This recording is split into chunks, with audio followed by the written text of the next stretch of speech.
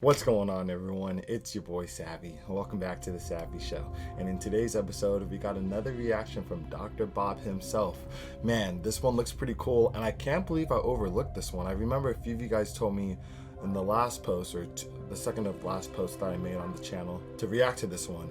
And when you guys told me, I was like, Dr. Bob covered this? And then I found out he covered this over a month ago, so your boy was asleep. But now I'm awake to react to it right now. So this is going to be SCP-1013 Cockatrice.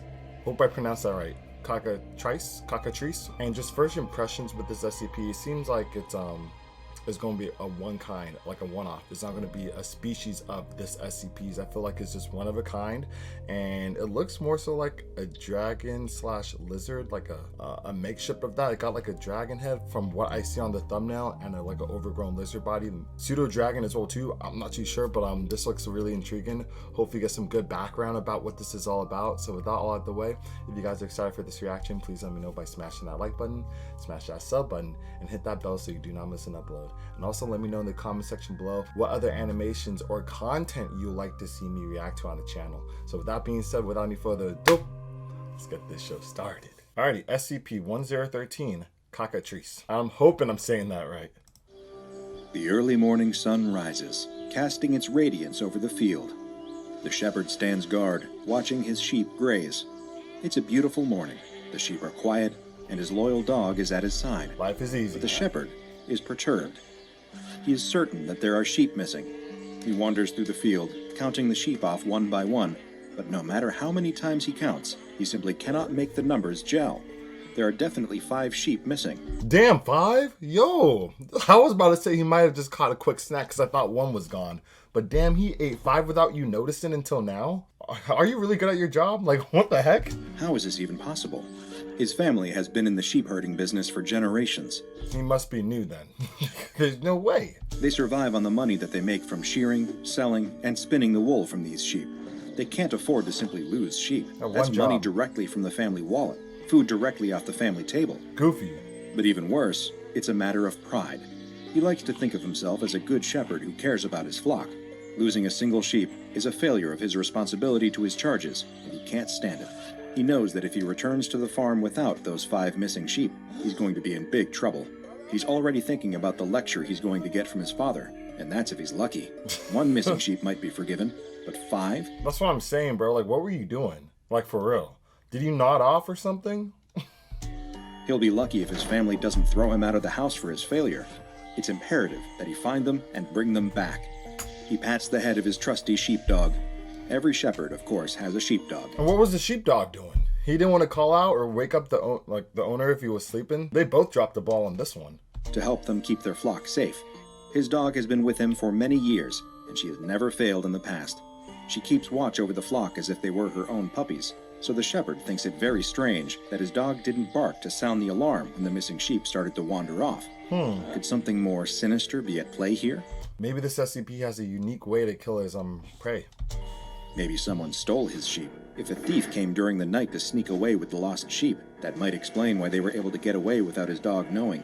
They might have been clever enough to cause some kind of distraction to keep her busy. The shepherd notices that the fence at the edge of the field is broken. This must be how the missing sheep got away. He examines the splintered wood. It's not a natural break, because the wood is sturdy and far from rotten. Someone, or something, must have broken the fence sometime last night. He clutches at his shepherd's crook, his brow set in determination. This isn't good. It's looking more and more likely that thieves are behind this disappearance. That's it. He needs to track them down, but he will have to be careful. Sheep thieves are usually desperate men, and they might resort to violence to protect their ill-gotten gains. A glint of sunlight flashes against something shiny caught on the fence, catching the shepherd's eye. He scoops it up and examines it closely. It looks like a scrap of fabric. Could it be that the thief snagged his clothes against the fence as he made his escape? Evidence. The fabric is thin and brittle, and doesn't look like any sort of material that the shepherd has ever seen before. Probably skin. It more resembles a scrap of snake skin than a scrap of shirt. But it's his only lead, so it'll have to do. It's SCP. He holds the scrap to his dog's nose and allows her to sniff it. She snuffles at it and then immediately raises her ears, alert. He commands her to follow the scent, and she obeys. She puts her nose to the ground and starts to track.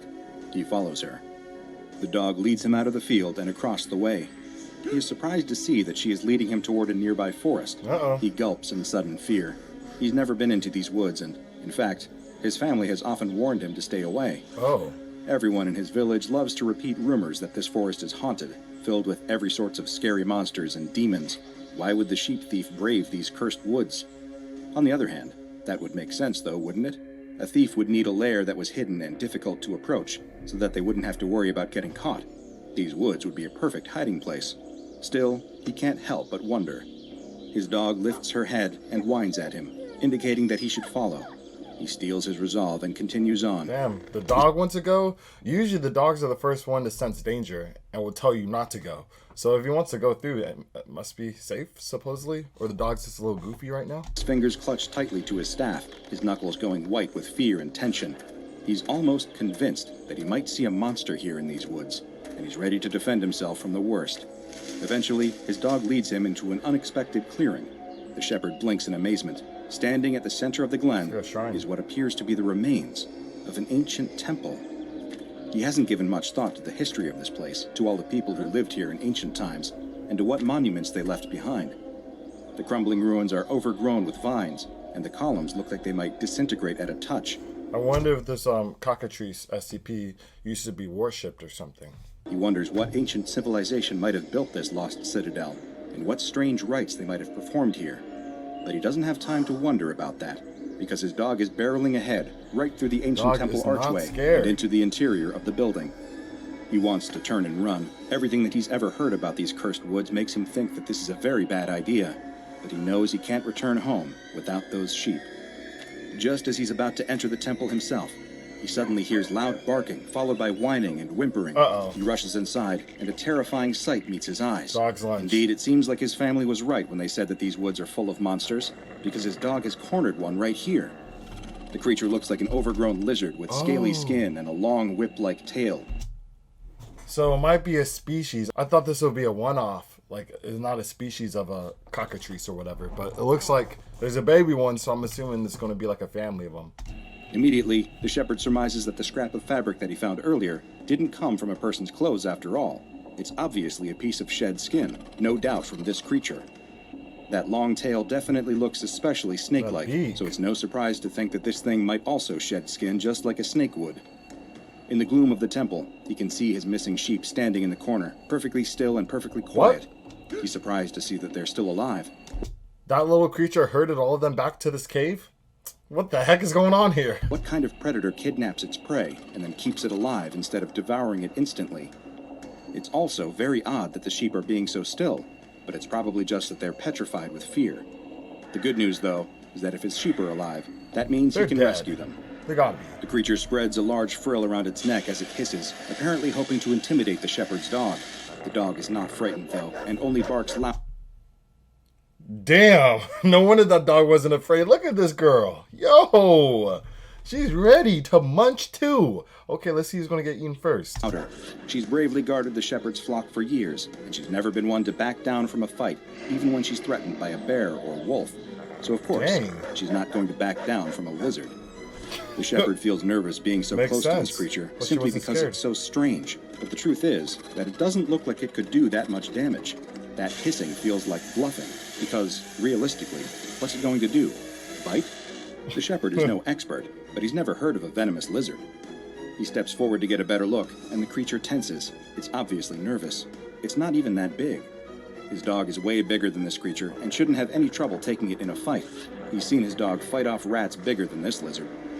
The creature spreads its frill again and hisses even more sharply. Where do they live? That only makes the shepherd even more confident in his assessment. It's trying to look bigger than it really is, he realizes. It's trying to intimidate him. Well, that's not going to work. But then, to his astonishment, his dog stops. The dog and the creature stare at one another so intently that the shepherd thinks they are actually gazing into each other's eyes. After holding its gaze for a beat, the dog suddenly collapses. The shepherd yelps in fear and confusion. His first instinct is to run to his dog to see if she's hurt. What the hell? Suddenly, the creature turns its gaze on him. Frozen? He stands frozen. The creature's eyes almost seem to cast a spell on him, and he feels mesmerized, unable to move or even to think. All his thoughts drain away, and the whole world starts to fade. What the Nothing heck? is real, except those two malevolent red eyes. The shepherd is absolutely paralyzed. It's not just terror. Oh, yeah. He finds that he can't move a muscle. He can only watch as the strange reptile approaches his frozen dog and suddenly bites her on her exposed flank. It lashes out like a snake would when it injects venom into a victim. And the dog's still alive because the dog's paralyzed. Dang. The shepherd was sure that there weren't any venomous lizards in this area, but now he's not so sure when he's watching this scenario play out. My God. He expects his dog might start to convulse or spasm if she's been poisoned, but she remains completely still. What? Suddenly, he sees something so shocking that he's certain he must be losing his mind. Could it be? The area around the bite is starting to change color, becoming a dull gray. But as he watches, he realizes to his horror that he's not just watching a color change. This is something more. His dog is slowly petrifying, hardening, her fur stiffening into stone. She is literally turning into a statue right before his eyes. He can't move, but his eyes flick to the corner of the room where his sheep are still standing. Now he understands. It was hard to tell before, because of the darkness and also because the very idea was so preposterous that it didn't even occur to him. But the reason that the sheep were so still and quiet was because they weren't sheep anymore. They were mere statues.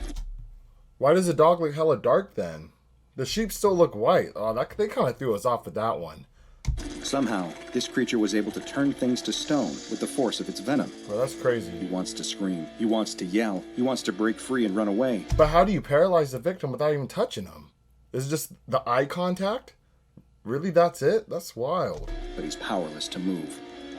Fear wells up inside him as he sees the creature turn its attention from his rapidly petrifying dog and start to move toward him. It hisses again and strikes out, sinking sharp, needle-like teeth into his leg. Over. The shepherd is so frozen that he can't scream, not even at the unbelievable pain as those teeth sink deep into his flesh. But the pain doesn't stop when the creature retracts its teeth. He can feel the pain spreading outward from the site of the bite, spreading down his shins and up his legs, through his whole body. His body is hardening fast, making it hard to breathe and impossible to move. But even as he turns into a statue, he can still see everything around him, still sense the presence of the creature, still think. His thoughts aren't affected at all, other than being nearly out of his mind with terror. So it's only on the outside, pretty much, because his mind's still intact. The mind didn't turn into stone or whatever this material is, and his eyes are moving around normally, so feels like his insides are the same, just outside is just even more like another level of paralyzation. He's a statue now. Kind of like similar to what's that movie called? House of Wax. Really old. Pretty much they're like a statue-esque. It's only wax on the outside, but everything is normal on the inside. What could be next? The shepherd is frightened, but all he can do is wait. He's not sure how long he waits, because time has no meaning here. In the gloom of this ancient temple, he's not sure if it's day or night. He idly wonders if this temple was built for this monster, by people who worshipped it for its great and terrible power, or by people who feared it, and hoped that maybe this temple would keep it contained. This SCP has an interesting moveset, man. I would never imagine that he would be able to do what he's doing now. Or is it mere coincidence that it's taken up residence here, just as bats might roost in an abandoned building? He has no way of ever knowing. The only indication of the passage of time is the coming and going of the creature, which, even if he can't turn his head to see its movement, he can hear its shuffling and hissing. Occasionally, he hears a sound that frightens him even more, a sound that can only be described as statuary shattering, and he wonders if that will ultimately be his fate. His question is answered one day when it seems that hunger has driven the creature to dig into its larder of petrified prisoners. The creature approaches him, and he can feel it gnawing at his feet with its big, ugly beak. It's pecking at him, harder and harder, until suddenly the shell breaks, and it's chewing on the flesh of his leg. Once again, the pain is unbearable. The shepherd can do nothing but wait. Dang, took out fat chunks. How sharp are those teeth? Oh my God. At least he thinks it will all be over soon. Better a quick end at the jaws of a monster than a slow death trapped frozen in stone, he thinks. It's the very best that he can hope for. Would that be a quick end though? Would it? Because it doesn't even look like you're bleeding out. Just saying, like, it seems like everything else is kind of weird inside, where like, one, it's only a leg injury, and the only time you will probably die really bad is like if you're bleeding out. But it doesn't look like that's the case, so this is probably going to take a while for you to die. That shepherd had just run afoul of a creature that appears to come straight out of medieval mythology, matching the description of the deadly monster known as a cockatrice or basilisk. Cockatrice. So this is like something before an SCP? Similar to like Bigfoot? Cockatrice, I never heard of that. But the SCP Foundation knows it as SCP-1013, a nasty little piece of work with, quite literally, a paralyzing stare. SCP-1013 is a small reptile resembling a lizard, but with several key differences that set it apart from any other animal in this order. It was recovered in Egypt. An interesting coincidence, since medieval bestiaries often regard that region as the ancestral home of the basilisk. However, Foundation agents believe that since no other specimens were found in the area, that SCP-1013 is not a naturally occurring animal and might have actually been bioengineered. While SCP-1013 itself is only 60 centimeters long, its abnormally long tail measures nearly 121 centimeters long. Okay, so I was actually right in the beginning with my assessment of it possibly being a one-off. It's not like a species of SCP-0113. It's only a one-kind type SCP. Okay, that's a little bit cool. I like SCPs more like that because it's more so unique. There's not just like a bunch of them. It can use its tail to distract prey. It has a wide frill around its neck that it can extend at will, similar to that of the Australian frilled lizard. Its head does not look like any other known lizard, though, with a serrated beak and a distinctive head waddle that many researchers feel gives it the appearance of a rooster. Yeah. Its beak is filled with long, needle-like teeth. But stranger than its appearance is its hunting methods. How about we see what you look like, Dr. Bob? It's been too long, bro. Let's see you already, man. We know you're probably some damn mule-class SCP. Just show us already. When it spies potential prey, SCP-1013 will extend its neck frill with a sudden, snapping sound. The frill appears designed to attract attention and encourage victims to look into the eyes of SCP-1013, because its eyes are, of course, where it holds its real power. The mythical Cockatrice was said to be able to turn a person to stone with the power of its gaze, similar to the petrifying powers attributed to the Gorgon Medusa of Greek mythology, and SCP-1013 is very similar to its legendary namesake in this regard. Anyone or anything making direct eye contact with SCP-1013 will experience stabbing pain in most major muscle groups, followed by full paralysis setting in within 3 seconds and lasting up until 8 minutes. It is currently unknown how SCP-1013 achieves this paralyzing effect. Dang. So he has 8 minutes. Well, the creature has 8 minutes to actually petrify him and turn him to stone. Because if he waits around, he has multiple preys, he might be able to escape. But 8 minutes is, a pretty long time when it's like something like this. So once its prey is paralyzed, SCP-1013 will bite its victim with its needle-like teeth, thus initiating a process of calcification. The victim will gradually stiffen and harden, almost as if they are turning into a statue. The process will begin at the site of the bite and gradually work its way through the body so that a full-grown adult will become completely calcified within 15 minutes. Jeez. As of yet, there is no known way to stop or reverse the process. The calcification process only affects the outer layers of the victim, extending about 3 centimeters into the body, leaving all organs and internal tissues intact. Yep. It also does not affect the eyes or mucous membranes. This means that victims of SCP-1013 are still alive, but cannot move or react. Perhaps even more horrifying, SCP-1013 then eats its victims alive. SCP-1013 feeds by breaking the hardened outer layer with its beak, much like a young chick would break its way out of an egg, and then feeding on the soft tissues preserved within. The victim will experience excruciating pain as the creature eats them alive, but they cannot resist. They cannot even scream to give voice to their pain. SCP-1013 has a voracious appetite and will consume nearly twice its body weight at each feeding. Oh my god. Victims usually die of blood loss before SCP-1013 can complete its meal. SCP-1013 does engage in caching behavior and has been known to store petrified victims for later consumption. It prefers mammals as prey and will attack livestock and game just as readily as it will attack humans. It's pretty much refrigerating his food in his little version.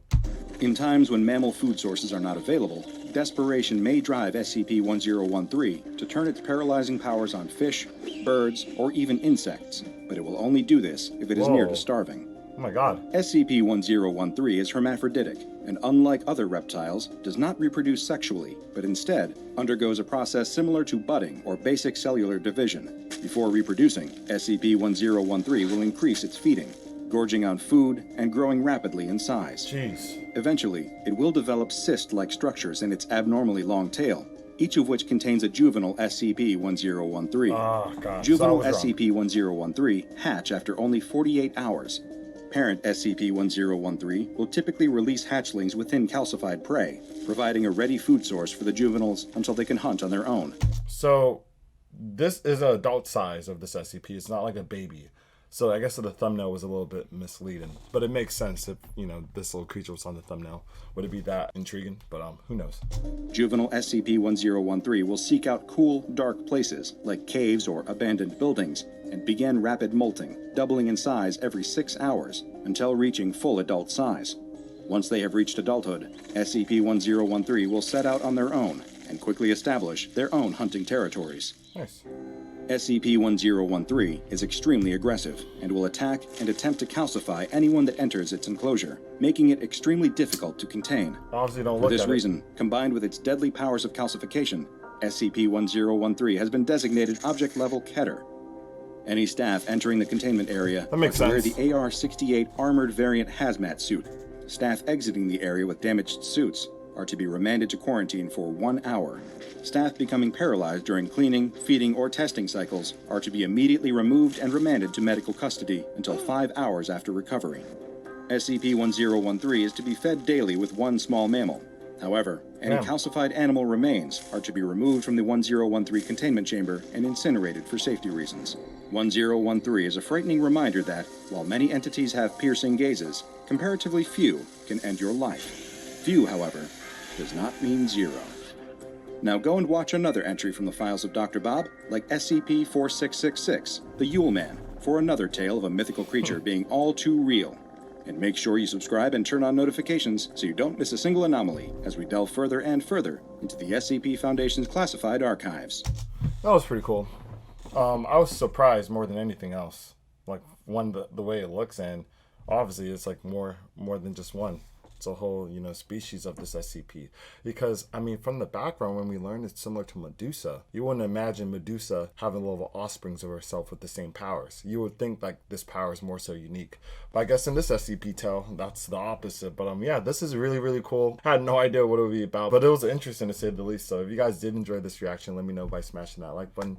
Also smash that sub button and always hit that bell so you do not miss an upload. And also let me know in the comment section below what you guys thought about this SCP. If you thought it would be similar to what I figured, or did you already figure it would be something like this? So yeah, unfortunately too, that concludes today's episode. However, I'll catch you guys on the next one.